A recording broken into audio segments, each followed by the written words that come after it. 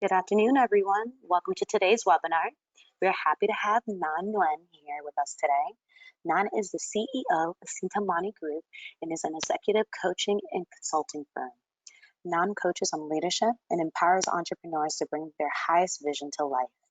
With over a decade of business strategy experience and as an advisor to Fortune 100 companies, Ngan is also a certified master level intelligent leadership executive coach with John Mattone and was an analyst for McKinsey and Company. Ngan graduated with a double honors and degree in biochemistry and biophysics and a bioengineering degree from Oregon State University. She also completed a research fellowship at MIT in nanotechnology. We'd like to welcome Ngan today to join us for this ICCC webinar, as well as the participants. If you have any questions today, please feel free to use the chat function and type them into the question box, and we'll try to get to as many questions as we can as possible. With that said, I'll turn over the presentation to Ngan. Thank you so much, Indy, for that introduction. And hi, everyone. My name is Ngan. So nice to be spending the next hour or so with you. I am not able to see everyone and you can't see me, but I'm grateful to be able to share this time with you. And I'll speak a little bit more on my background and how I came to this work and also the intelligent leadership model of what you're learning here. But just overall, what my intention is, right, is that you actually walk away with, 3 tangible tools, right? So not only the information about the model, but how you can actually apply it immediately. That you can definitely go a lot further in this. This book has been the model itself has been written to several books that's bestsellers, but there's certain things that you can take immediately. And I think right now, with so many changes, that's absolutely essential as far as how do we lead ourselves, how do we lead our team to move forward during this time, because there's a lot of upheaval, but also a lot of opportunities as well. And so I'll share that, and then also how you can actually gain greater clarity and develop your unique leadership strengths, and then use that to develop your team. I am a proponent of strengths-based development, and that's really part of the foundation of the intelligent leadership model. Some of the top firms in the world uses strengths-based development. McKinsey uses, some of the top consultancies use it. So I'll speak more about that. So how you can really leverage that for your team. And then of course, how you can actually feel more confident in your ability to do this, your ability to lead this. You already have everything you need to move forward. And sometimes, when we're faced with adversity and challenges, it's uncertainty, right? It's the unknown. And so it's easy to really, doubt our abilities, but you've, obviously gotten here to where you are. And there's a way to really leverage all of that and build upon that moving forward. So let me go ahead and I'm going to share with you a story to kick off. But before I do that, would love to see who's in the chat. I actually can't see all the attendees, I believe. So if you just type into the chat, say hello, I can see you. And I'm also going to put in my email address here, my contact information. I'll also give you a little bit more information how to follow up on this content later on. But here's my contact information here on the chat window. So with that, I'm monitoring the chat as well. So feel free to ping in there with different questions. I may not answer them immediately, but I will certainly answer them at some point, towards the end, most likely. So with that, let's kick off because there's a lot of content. Please have a pen and paper to jot down different ideas, and there will also be a recording of this as well. So to start off, just, for fun, was a mother mouse leading her 5 children through her house. And as she was coming around the corner, she sees a cat, a tomcat. And this cat, of course, looks at the mother mouse and her 5 babies and thinks, dinner, right? And it starts slowly walking towards the mice, baring its sharp teeth. Now, the mother mouse, in an effort to protect her children, stands up on her hind legs and in as loud of a voice as she can muster, ruff, ruff, ruff. And the cat doesn't know what to do. It gets startled and it turns around and runs away. Now the mother mouse, in an effort to protect her, in recognizing this, turns around and, this is a teaching moment, right? And she turns to her 5 babies and she says, now children, I want you to always remember this moment and never underestimate the power of learning more than one language. And that's really, I can't see everyone's reaction, unfortunately, because we're not all on video, but I hope you enjoyed that. And that's really what we're doing today. we're going to learn the language. We're going to learn the language of success, the language of leadership. There's actually a process to developing yourself and your leadership, right? We have always have leaders, in our lives that have come to our lives that made a big difference, that we admire, and the skills and the talent they have, and that's a potential in each and every single one of us. And there's actually a process to developing that. It doesn't have to be something that you just desire, pie in the sky, and then you strive there and struggle your way there. It's a step-by-step formula. It's a step-by-step process to actually developing your leadership based on decades of study, decades of research by some of the top firms, which I'll mention more. So with that, I actually want to take a poll right now just to get some engagement as much as we can in these webinars. So just the first poll is that how many people here, and if you really think about it, right, and many of you here are entrepreneurs, founders, business leaders. So I have a sense of what this answer, majority what you may answer, but I just would love to get your input here. How many of you have ever achieved something that when you first started out with the idea, you really had no idea how you're to achieve it, that it initially felt impossible? Can we launch the first poll, Maria?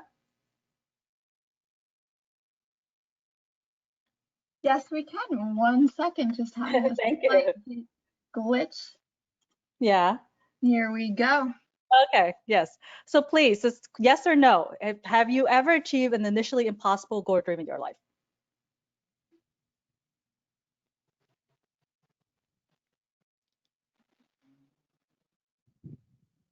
All right, we'll just give it a few more seconds. We have some good numbers coming in.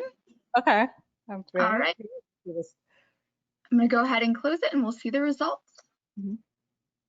Wow. Okay. 75 and then 25. Okay. Thank you. Thank you so much for taking the poll. So, a fair amount of people, and then the other folks are, you're not so sure, right? And so that's okay. When later on, I'm actually going to give you an opportunity to write a vision for your leadership based on the information I'm going to share. So, for those who say no, just push yourself. And what this really proves, right, is that each and every single one of us is more capable than we give ourselves credit for. That many of us have actually achieved great things that we desire, and we don't actually need to know all the steps. The desire and the vision is enough, and then the resources come, right? And very often, we are just pulled to something greater. And in that first moment, we're in a certain circumstance where, you may feel like you don't have enough. You don't have enough resources. You don't have enough support. You don't have enough credentials. You don't have enough experience, whatever it may be. And that's it, there's a constriction. But then there's also a desire. There's a desire for more, a longing, right, for something greater. Maybe it's, the growth in your company, it's the success, it's the, abundance, it's the freedom, it's the collaboration, the flow, whatever it may be. So there's this dichotomy of like the pain and then the longing, the desire. And this is actually really important because we actually live in a universe that speaks to us through two growth signals. It actually speaks to us through our longings and our discontent. And these two energies, the pain of your problem, the pain of the constriction, the pain of the barriers that you sense is actually, and the burning desire for what you haven't created. That's really sparked by the idea, right? The dream, the vision is actually essential. It's actually as uncomfortable as some of this feeling of, constriction and running into obstacles may be. It's actually absolutely essential for creating new results. And so I want to share with you a little bit how, when pain really pushed me to grow and how I really embarked on this journey to do the work that I'm doing, having worked with leaders of Fortune 500 organizations now for almost like 10 years now. So I'll share with you a little bit of that. And it started for me when in, Christmas morning after my 16th birthday, and I was actually living in a small studio on the outskirts of Portland at the time, which was really a miracle for me because just a few months prior, I was actually homeless, having ran away from home to avoid a challenging situation. And at the moment, at that time, I was trying to be strong, but I remember I woke up Christmas morning and I was just by myself. The heater broke, the house was icy cold. I was in communication with my family. I was barely getting by. I worked two jobs and had $75 left over at the end of every month, and I was really grateful for even that. it was just a challenging time, and definitely the pain of the problem was there. And so, I tried to, I held all the emotions back, but Christmas morning when I woke up, all the floodgates was open. I was just in complete despair that day. But then something happened that, in that releasing and that letting go and the acceptance of the situation, I woke up the next morning with this burning desire for more. That I really wanted to, create something. And I didn't know how. I just had this desire, this dream to really, go pursue higher education and see where that takes me. And I didn't have the money, didn't have the time, didn't have the resources, but I just decided that I was going to do whatever it took. And I took the steps I could. Eventually, got into night school, got my high school diploma, enrolled into a community college, and then transferred to university. Out of my undergrad, I ended up, building a couple businesses with some partners in renewable energy. One of the firms actually became the largest renewable energy manufacturer in Oregon at the time. This was probably, gosh, now like 12, 13 years ago. And then through that work, I was recruited by Mercedes-Benz to run their global commercial vehicles renewable energy project. And then that took me on a path into management consulting with McKinsey and Company, and then a couple other firms, working with business executives to really help them create their vision in the world. And something that, through this time, what I, continue studying was really that not only developing myself, but the process of developing myself. And I felt like I learned that understanding that process created tremendous value, because if you can master not these skills, but the process of developing those skills, you can take, there's really no limit, because you can continue growing and you can grow faster. And that was what really empowered me to be able to get out of what I felt was a little bit of a ditch or a hole, and I'm grateful it happened, because it really took me, further to where I wanted to be. And it was learning this process and working with business leaders through, Fortune 500 organizations and consulting with them. I started recognizing why one firm would succeed, whereas other firms would struggle implementing the strategies that we would recommend. And we would do our best. We would recommend the best strategy that we could. We do our due diligence, but some firms just took off with it, and other firms had the most phenomenal strategies and really couldn't take it the next level. They got stuck, and and it came down to really the people. Of course, you probably have recognized this in your own work. It came down to the leaders. It came down to the people. It came down to how they got the buy-in, how they were able to motivate people, and how they were able to really execute on what they knew to be right. That was actually the game changer. And so ended up, through that work, forming my own business, really focusing and continuing to focus on strategy, but also on that people element as well. So how do you really create that implementation? How do you really activate that and develop all of that? And so that's really where my work is today, is of course, the strategies to help businesses develop, but also, developing the leaders, developing the people, so that journey is really, you can really take your business to any level that you want. And there's, even in the most challenging times, the opportunities are always there. And I absolutely believe that. And we've seen this again and again in the history of business itself, right? And there's no doubt, question at all that what we've gone through in 2020 has been challenging on so many levels. And there's nobody and no businesses that have not been impacted by, what has happened one way or the other, right? Even in my own business. But it is actually in these times of change and obstacles that, the opportunity is there, right? The pain, the opportunity. And it's actually, if you look at the story of Microsoft, where, what happened in the early 1970s is that the US entered a 16-month recession when the GDP took its worst hit in nearly 2 decades. So, we took a dip earlier this year. We're in recovery. We'll see where that takes us. But it was actually, very similar to how things are right now. Maybe not the same scale, but it was an incredibly difficult time. And at that time, the college dropouts, Bill Gates and Paul Allen, the 2 college dropouts, they had an idea, a vision, and a dream. And they wanted to develop a concept at the time that was very novel. They wanted to have an easy-to-use computing for homes and offices. This would actually eliminate some of the highest boundaries for businesses, right? They saw that there was a value to this, and really leverage technology and really pave the path for something new. So in the midst of these obstacles and these challenges, they had an idea that they knew could really help businesses, that really could make a difference. And so and they move forward. And this was really the evolution of Microsoft, and how it became the company that it really is today. This actually came out of some very challenging times. So even in the midst of challenges, even definitely when there are constriction, you're forced to actually be more innovative, and you can really pave the way forward. That's of course easier said than done, because while the when pressures in businesses increase, like right now, personal challenges also increase, right? You are asked to adapt more. You're asked to really do more, develop yourself. Your team is probably under stress as well, both professionally and personally. There's just more constraints.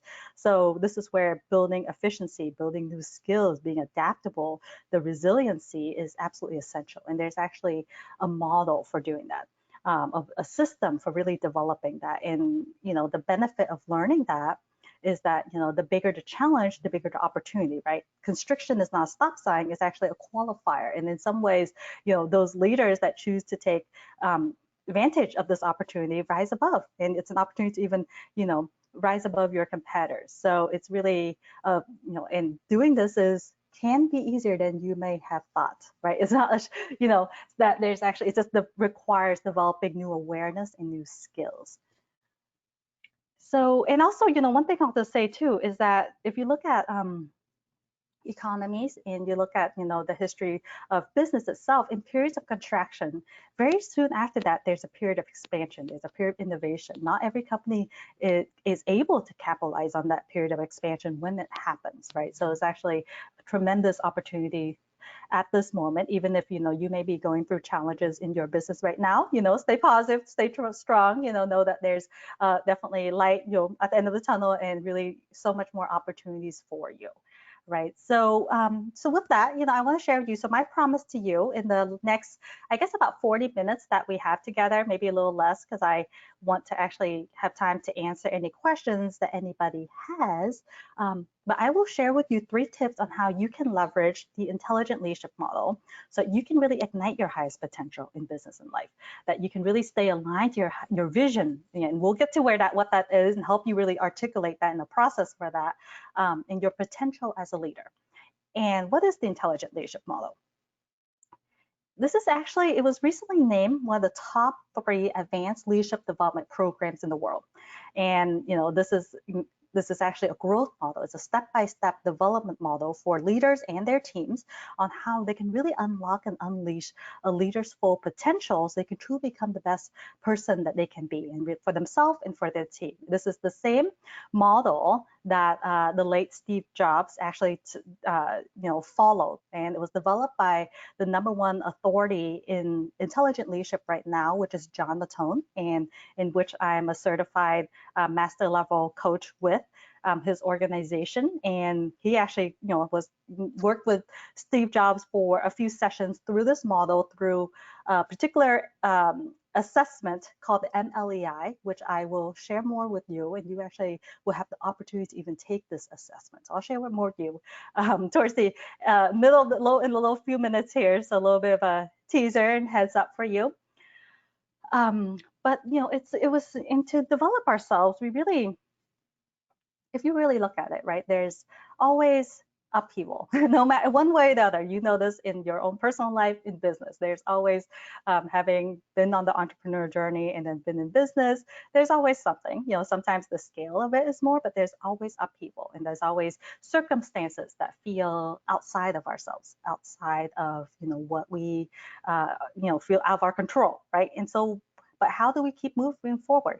How do there examples in history of every people being able to move forward in the major adversities, and so the only source of what we can control is really who we are, right? How we show up, the decisions that we make, the actions that we make, how we feel, our emotions.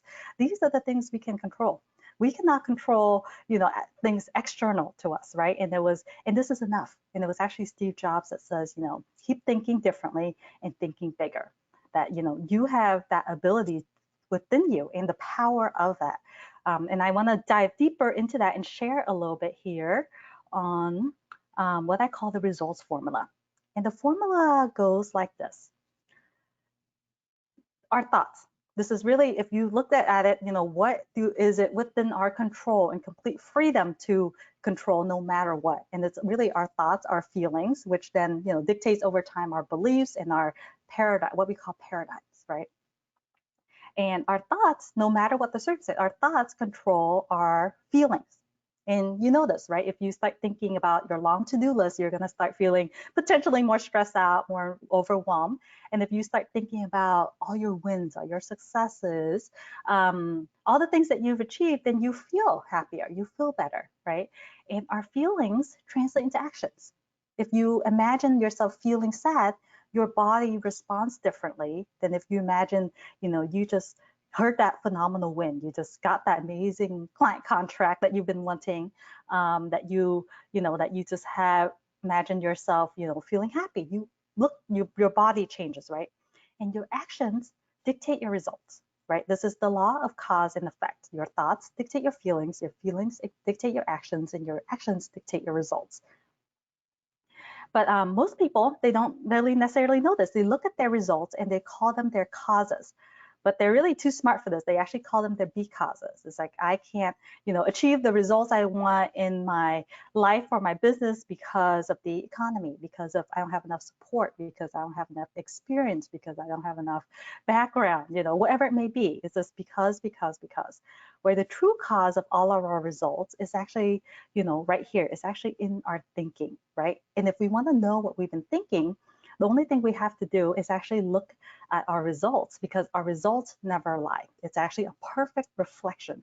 And this is actually a blessing, because now we actually know that we actually have the ability to change our results regardless of external circumstances. And in order to do that, we actually really have to understand, where thoughts come from. How does that come into our awareness, and how can we start changing that? So I want to, just for fun, share with you a video here, and it's a 1-minute video. And just follow the instructions on the screen, right? And Maria, please let me know, make sure if there's, I think there's volume, the volume will play fine, but if you can't, please pause me. This is an awareness test. Is the volume playing? Yes, we can hear the volume. Okay, perfect. Okay, let me try again, sorry. Okay, cool. This is an awareness test. How many passes does the team in white make?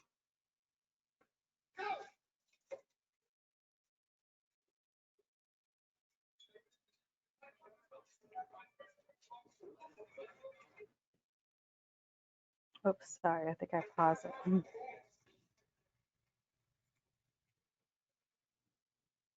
The answer is 13. But did you see the moonwalking bear?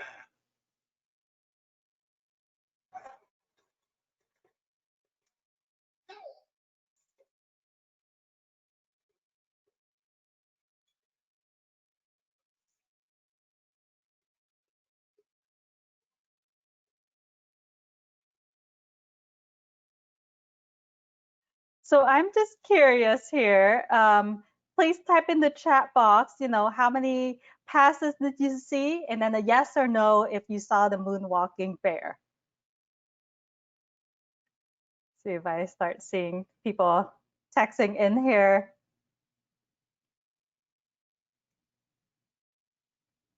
Did anyone see the moonwalking bear the first time? So as the answers are coming in, let me make sure I move forward, because there's still a lot of content here to share with you. And so most of the time, when I share this video, most people do not, if you've not seen this, most people do not see the moonwalking bear in the beginning, right? And the reason for this is, people are, sometimes often sometimes see the count, but they don't see the bear and until the second time. And the reason for this is that, you're asked to count the passes, right? You're asked to focus. And there's actually an area in our brain called the reticular activating system, whose overall job is to mediate our level of consciousness, our awareness. In other words, it's our this part of the brain, the reticular activating system's job is to bring into our awareness what we are looking for and filter out of our awareness what we're not looking for. So what you are looking for, you will see. What you focus on, you will see.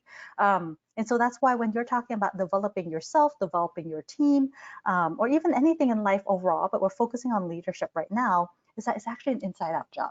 It has to start from within first, because what you're focusing on, that is really the foundation of it, right? It's actually the foundation of your thinking, which becomes your feelings, your beliefs, and dictates your actions and your paradigms overall. And so the foundation of the intelligent leadership model is what we call the two powerful igniters, and that become the outcome that we desire. And we'll break this down a little bit more. But leadership is an inside-out job. It starts with what your inner core. It starts with who you're being, your self-concept, your elements of, what they're thinking, your beliefs, your values, your frame of references, which are dictated by your thinking, your behaviors over time. These are all inner things, right? And then these actually drive the outer core, what very often people define as, when they speak of good leadership, they're talking about, a leader who has charisma, a leader who has critical thinking skills, emotional intelligence, good communication skills, good talent development, people skills, being able to develop people, leading a team, leading change, driving results. These are all outer core skills. These are the things that people think of as good leadership, and is actually their outer core things. Whereas what drives it are actually the internal structures, right? You probably have seen this before, that the leaders that, at least I can speak myself and the folks that I've presented this to, it's that the people admire, they have that character, that inner strength, and you can feel it. And that together, when you can shape the inner matrix and the inner core, and it changes, it then develops all the core outer leadership skills in a sound and efficient way. That's what creates that holistic leadership, that really sound, powerful leader for you, and then being able to develop your team in this way. And that's what leads to the 4 A's, the altruism, the affiliation, the achievement, the abundance that comes with that. And that there's a process and a way to really developing that. So diving deeper, just what that looks like for you. And this is all going to be sent out, these slides, for this in the copy, and so you don't have to draw or write all this down, just absorb. And you can have this as a reference, and you can also buy the book on Amazon if you want the Intelligent Leadership book to read up more on this. So as I mentioned, so everything, the green inner circle here, the dark, the bright green, the thoughts, emotions, behaviors, and then what's inside, the values, the beliefs, the references, self-concept, and character. This is what I call all the inner core. And developing that is what actually sustains these outer core elements, these outer leadership skills. Now, having been in the corporate world for many, many years, and having been through a lot of different development models, very often, unfortunately, a lot of leadership models completely leave out some of these inner core things, and they focus on developing critical thinking skills, developing strategic thinking, or like in development meetings being like, have higher IQ or have more strategic thinking, which is, of course, everybody wants that, right? But the question is, how do you do it? Like, who does not want that? And there's a process to doing that. So just imagine, like, for yourself and for your team, right? If you actually had a core leadership team, or your entire organization has all these outer leadership skills that you actually together complement each other very well, how far you can actually go, how far an organization can actually go in with that. And that's really the dream. That's really, the desire. But the question is then, how do you do that? And there's actually a step-by-step process in doing that, starting from exactly where you are, with what you have, doing what you can. Right, with shaping our thinking, recognizing what we need to develop, and then how to move forward from there. And this is actually really essential, because leaders, you're actually in a very critical role, is that you can only take your team as far as you have gone, or as far as you can go, right? Because and so it's a matter of developing yourself, and then also recognizing the process and the tools that are needed to really develop your team as well. So, and knowing how to develop people, because, it's not very motivating to just tell people someone who maybe not good at, communication skills, right? Or like emotional intelligence, to say, hey, have more EQ, have more emotional intelligence. That's actually pretty demotivating from a development standpoint for in organizations. And so it's recognizing where people's strengths are, where they need to go, being able to see that, which is actually a self-awareness piece for leaders, and then being able to help them navigate there. You don't have to reinvent the wheel.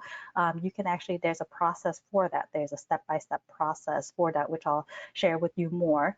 And that's really, the first thing is just recognizing that leadership development is an inside-out job for yourself and also for your team as well. Is that the way you see others is the way you see yourself, right? It's a self-awareness. You cannot see in others what is not within you, is not within your awareness.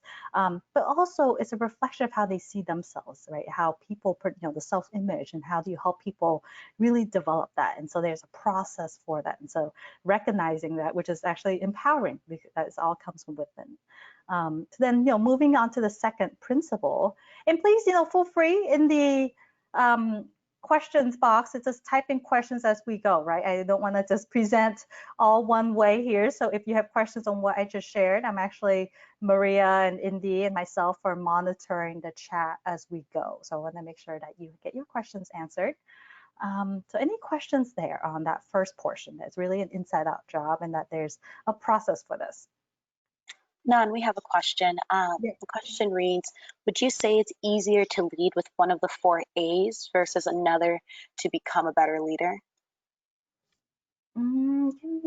So that's actually a really interesting question. The 4 A's, let me go back to that slide, is an outcome. You don't actually have to lead with this. You actually lead from the essence of who you are, and this becomes, a natural byproduct of that. Right?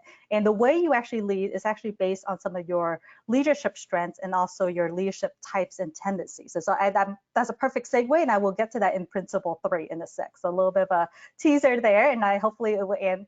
This will answer your question. Does that at least, shed a little bit of light? Yes, thank you. Thank you. Okay, so then, perfect, thank you. So I will move into where do you start, right? So order of operations matter. Like in mathematics, the order in which you do things actually create more efficiency. It creates more results, right? And so there's actually a process on how do you actually master this? How do you actually develop all these leadership skills? Very often, as entrepreneurs and founders, you are, in the weeds, they're jumping in and you're doing everything, and you develop, and you may not even know, the skills you gain and the tremendous amount of growth. But, and that's phenomenal. You will over time develop all these, but it's always a matter of awareness and where your strengths are and where your, areas that you need to develop, and how do you consciously develop all of them so that you can really take yourself, your team, your business to the next level. So the process itself, and there's a step-by-step process. It's a 7-phase process. Of course, there's like more specific tools underneath each one of those, right? And it's a matter of, like I said, as awareness of, in the beginning of the intelligent leadership is actually, both available for one-on-one executives, but also for small groups and managers and teams as well. But there are assessments already available within this. And it's a matter of, setting having awareness of what do you want to create? What do you want to create as a leader? Where are you currently, and, within your inner core, within your, thinking, your emotions, alignment with the vision, and where are you relative to all your leadership skills? Where are your strengths, where are your, areas that you need to focus developing, and then structuring that into a manageable plan. It's of course, while we all want all of the skills and become, gain all of that, and that will happen and can happen. It's not something that, let's say, you need to do all of it at once, within 1 year, right? That can be a really growth and development requires stepping beyond our comfort zone. So it can be a little bit overwhelming to try and do everything. So then you step 4, after you get a really clear picture of, what's your vision, what needs to happen for you and your team, then it's like, where are you, right? You have to know where you are to know where you, and then know where you want to go, and then develop a plan, a customized, development plan, and there's a structure for this. And then from there is navigating and taking the right actions consistently with accountability and motivation and inspiration and support to move forward. And then step 6, of course, as a leader is actually while it's good to develop yourself, it's also helpful to get buy-in, like stakeholders, right? To with your board, with your investors, with your leadership team, with your mentors, with and people in your organization. So people are bought on. It's actually the development journey of a leader is actually tremendously powerful and inspirational, and actually can garner a lot of buy-in when it's done correctly, right? So that's the sixth step. And then of course it's the feedback and continuing to develop that next stage. When you do it like this, order of operations, that's when you get the most efficiency, right? The most clarity with that. And that's how you use to develop your team as well. Because sometimes it's what I've seen in my own experience in organizations is that development's a little bit like, fighting fires in some ways, like where, you see someone do something, it may not be what you would prefer. And then you tell them immediately, you say, just do this differently. And, sometimes like people get frustrated why that's not done, because our actions are dictated by our inner matrix, are dictated by our beliefs. So even if someone has a desire to and they want to, they may not be able to change easily. So it's actually understanding and guiding people into clarity of what they want to create, helping them get clear on what's actually holding them back, how do they actually get there, developing that plan that you can actually create, transformational behavioral change, right? And so that's a process there. So you'll see these slides. I'm going to drop a link here and I'll talk more about this, but for those that are on the call where that you're interested in this, you would love to learn more, I would actually love to talk to you, and I'll drop a link of my calendar directly in the chat box here where you can post it to everyone, where this is completely complimentary, is no charge at all for this cause. It's me getting to know you and sharing more about this model to see if it's right for you or your team. And I'll share more about what that call looks like, but at least put the link there for everyone available for you, and you can go to that directly to my calendar for that. And so where do you start? And I'll guide you through a 1-minute exercise here, and you can listen to recording and do this more extensively later on, after this call. But the thing is that we live in a universe. The first step is articulating what you want, right? And we live in a universe that's actually calling us to greater becoming and fulfillment through our ideas, our visions, and our dreams. That desire that you have of, what you want, where you want to take your company, where you want to take your team, where you want to grow as a leader, is a calling, is a desire. And it's a matter of, and there's a pathway to get there. It's actually a matter of articulating that plan in the way, right? In a clear way. It's almost like building a business. You have to put the business plan together, right? You have to put that down. So the vision for your business. So I just want to invite you here in a short exercise to write a vision. And I'll give you let's do like a minute here shortly, and I'll speak specifically on how to write this vision. And the way that, businesses, you hear the term vision a lot.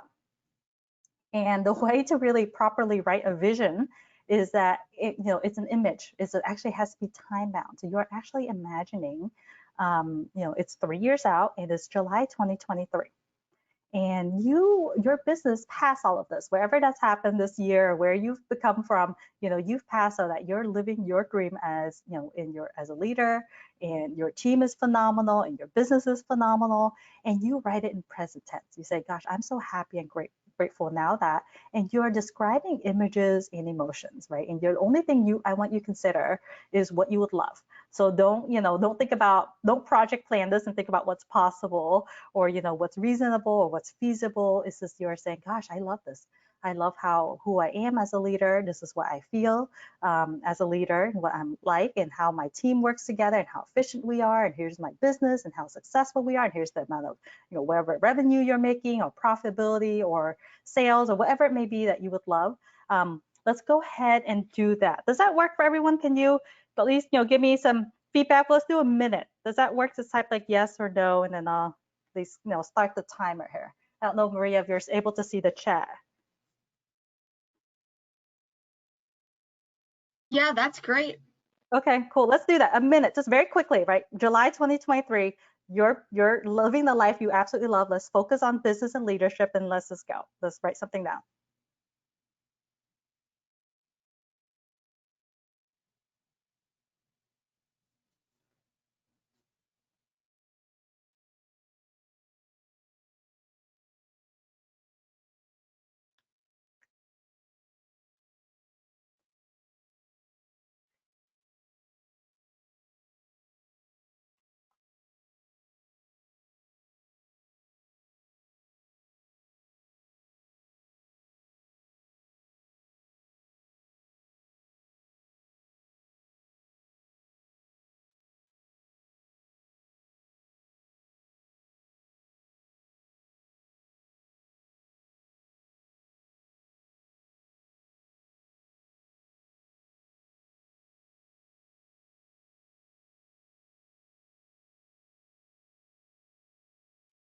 Okay, so let's slowly wrap up here. That was just a minute. I know I did not give you that much time at all. And really, honestly, I mean, this should take, not should, there's no should, but like, sometimes in my experience, what I have seen is that this takes 5 minutes or so, maybe even longer, and just, don't filter too much, don't think about it too much. This is not grounded, set in stone if you write this down, but just after this call, go through this again and just fill in the details. Give yourself this gift of just getting clarity on what you would love, right? And really feeling it. And it should, you know, you know, give you clarity, and it should feel more joyful, right? In that there's absolutely a pathway there. You may not know how to get there, but there's actually a pathway there. And with that, I'll just move on to the last principle, which is how do you develop yourself then? You have this vision, and this is exercise you can also share with your team as well, helping people get clear on what they want to create, because very often the gap between what you desire your teams to do versus what people actually do is that sometimes people just don't see the outcome. It usually is clear to the founder or the entrepreneur, the leader. It's not usually clear sometimes to the team when my experience talking to people. So this is where sometimes we assume people see the same things we do. So it's just helping people articulate that, right, and connecting the vision that people desire with your vision, the vision for the business, and helping people bridge that gap and seeing how they can actually get there. So then the third step is, how do you develop? Now, how do you move forward? And this is where the foundation of the intelligent leadership model and the philosophy I go by and what I have seen to work in many firms. McKinsey uses this model, my own firm uses this model, and it's really strengths-based development. What we focus on will increase. We live in a universe that's reading our attention as our intention. So, and it's remarkably powerful. So what we focus on, we will develop, we will grow, no matter what, wherever it may be. So when, if we have inner dialogue about all the areas that we're lacking as a leader, or like you're noticing that all the things that your team is doing wrong, then that increases, you're actually fostering things you do not want. So this is where focusing on your strengths is actually really powerful. But you have to know what your strengths are in order to focus on them. So diving a little bit deeper on this model, right? That this leadership model of the inner core versus developing the core outer core. And I want to introduce in another concept here that that goes a little bit deeper, because each and every single one of us have certain tendencies that we are stronger in one area or the other, like some of these areas, right? Some folks are just more emotionally intelligent. Some folks are just more of a more strategic thinker. Some are very easy, decisions are easy for them versus not. Some people are good at, driving results. Others are good at getting consensus and getting the team on board, right? Or some people are more comfortable with leading change, whereas some people are more comfortable with developing people. And the reason for this, and everyone has potential to develop in all these areas. But it's actually, you don't need to have all the areas. This is the power of having a strong team that can complement you, right? And it's a matter of recognizing what are you really good at and focusing your energy on that. And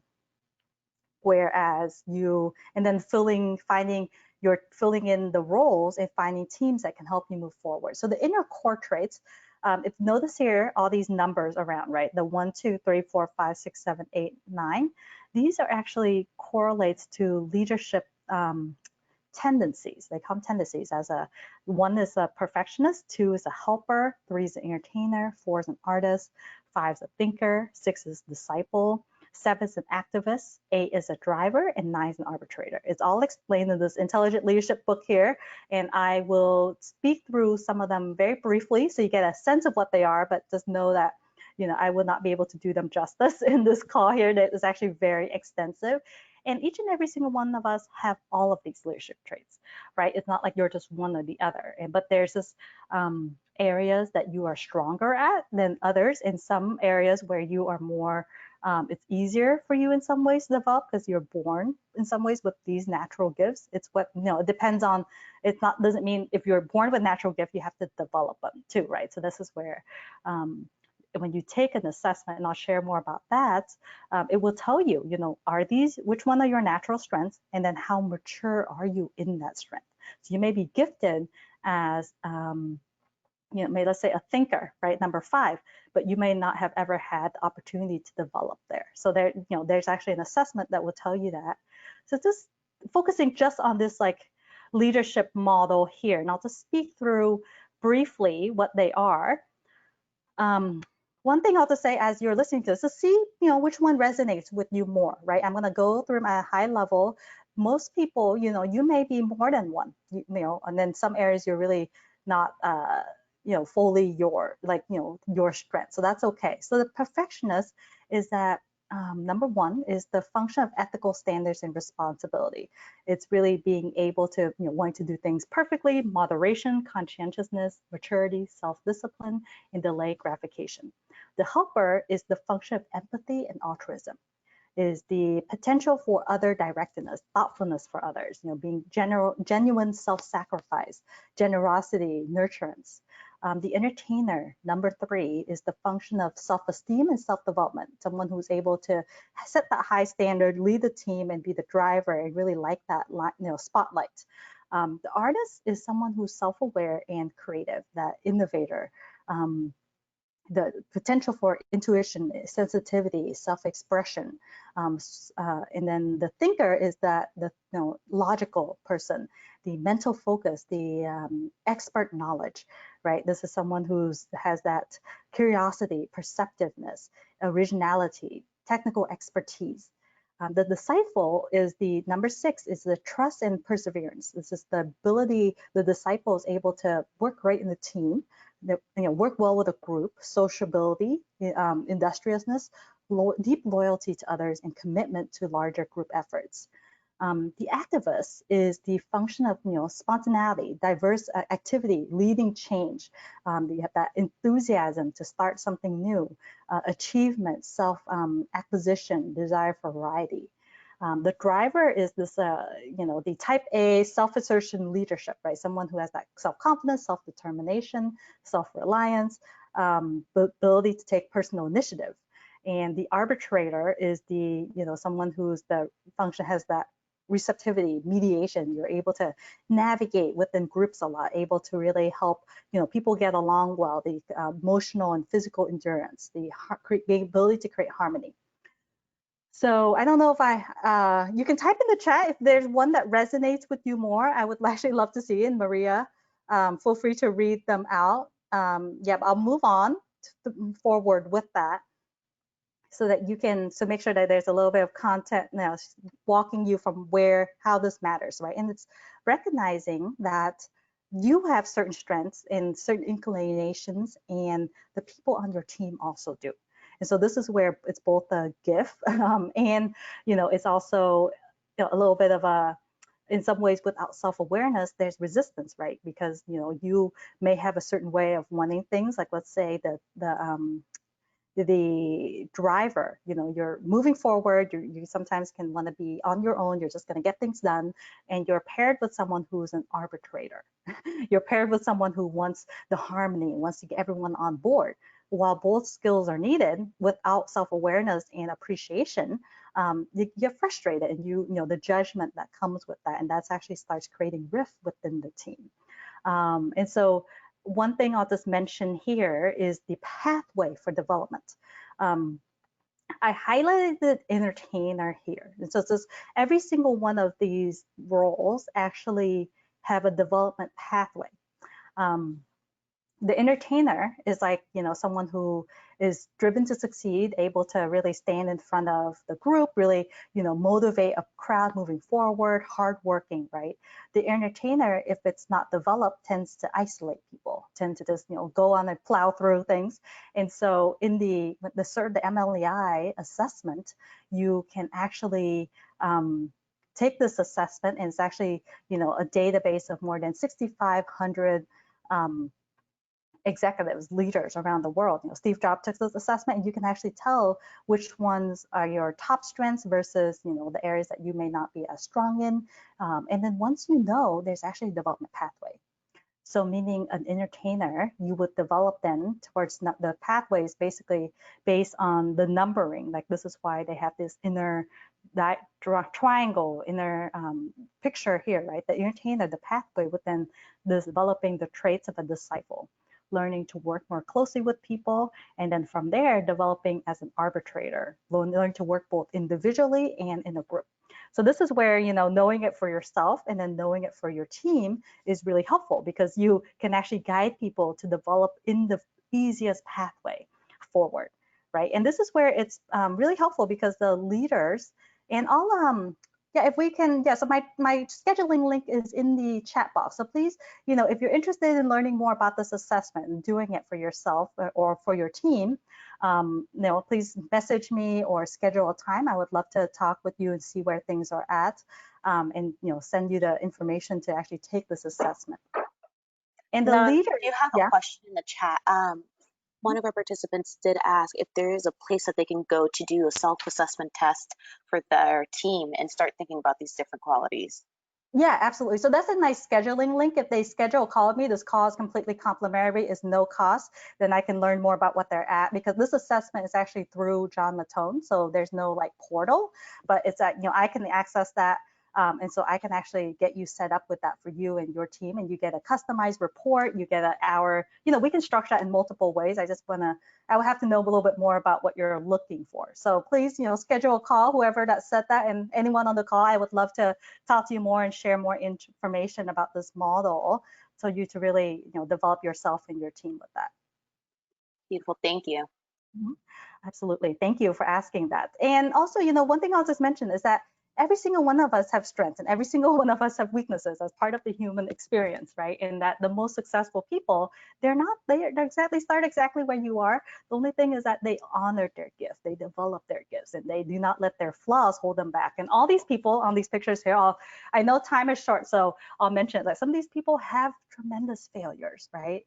That Oprah was actually fired by TV executives and said that she was not fit for TV, but she persisted forward. She's there where she's at today. And Henry Ford actually failed at multiple businesses before starting Ford Motor Company in his 50s. And of course, J.K. Rowling was single mother, living in poverty, writing Harry Potter. And many of you, I don't know if you knew, but it was actually rejected by 12 publishing houses. So all these people, had their strengths and have their weaknesses, right? And they continue developing moving forward. So with that said, I just want to invite you to reach out if you're interested in learning more about this or the assessment themselves, right? I'll share a little bit on the assessment itself, what you will get just very quickly. There's a special today. If you sign up and do this assessment, I can give it to you for $650, which includes a customized report with a 1-hour debrief. Now, this is a one-on-one rate. So if you do it for your team, of course, there's a group discount, but I'll need to learn more about the situation. If you go to John Mattone, he charges, over $1,000 for this. So this is just a special for the folks that are, dialing in and listening to this. What you get is that you gain clarity on exactly what your traits are, where you rank relative to the leaders, the business leaders that have taken this assessment. This number right now, back then, this data was at 5,000 people leaders who've taken this assessment, but now it's actually at over 6,500. That number continues to grow. And then you also learn about your maturity, like where you stand and where you develop, and then from there, what is the pathway for development, right? So, if you're interested in this, then, schedule a call. The call itself is complimentary. So there's no charge for the call. And you may be the right fit for this assessment, or you may not. So we can just explore that on this, call and go from there. And if you are, then I can share with you how to get that process and the timeline for that and what to expect, or, how we can really structure that for your organization or for your team going forward. So if you're interested, please, reach out. I would love to talk to you. And just a quick recap on what we've covered is that the first principle is that, leadership is an inside out job, right? That, you have to start within, and there's a, number two is that there's a process for it. There's a order of operations. There's a efficient way to do it. And this is what will distinguish you and your team and your organization apart from other people who maybe, not know that there's an order to it. And you can actually do more with the resources and the time that you have, right? When you follow the process. And this is where you gain the efficiency. It's order of operations. You get the result you want when you follow and do things in the right order.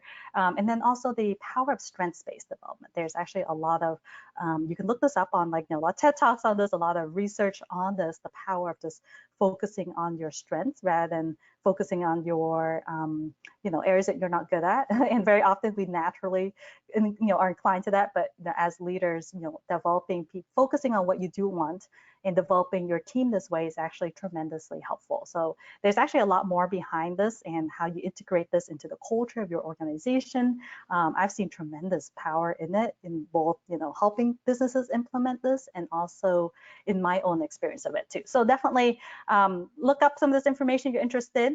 And just to wrap that up, then this is please schedule a time. I would love to talk to you. And then on final note, there's this amazing quote by William H. Murray, is that, until one is committed, there's hesitancy, the chance to draw back, always ineffectiveness. But I've learned that once we are fully committed, right, that the pathway opens up. All sorts of, chance encounters and opportunities really are drawn to us and come our way, right? And that, the vision that you have and what you desire for your business is just absolutely possible. It's just moving forward and taking the steps that you can. So thank you. I want to thank you for sharing this hour with me and staying on and your engagement in the polls and the questions. I really appreciate it. Wish we had more time together.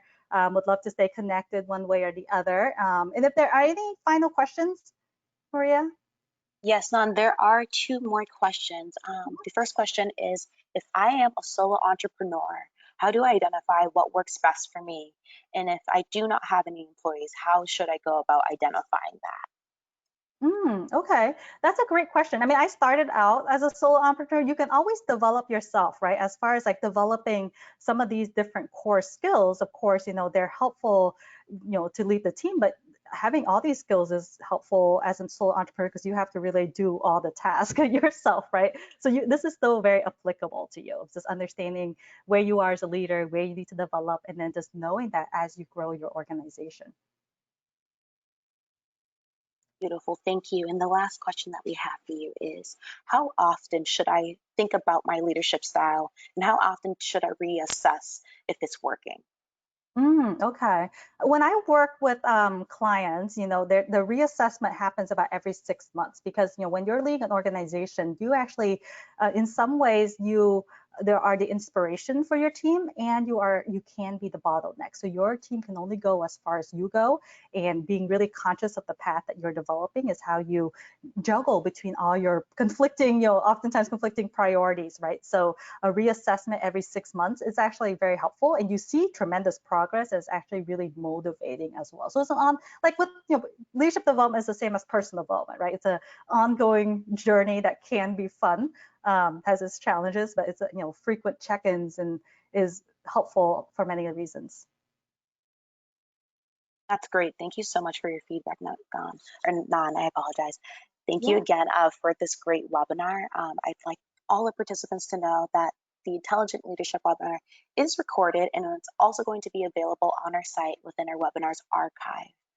Thank you again, Nan, for your time and for sharing your perspective as not only a small business owner, but someone with a great consulting background. And thank you again for sharing your contact with our participants. We will be sharing Nan's slides as well as her contact information for those who are unable to see that in the chat.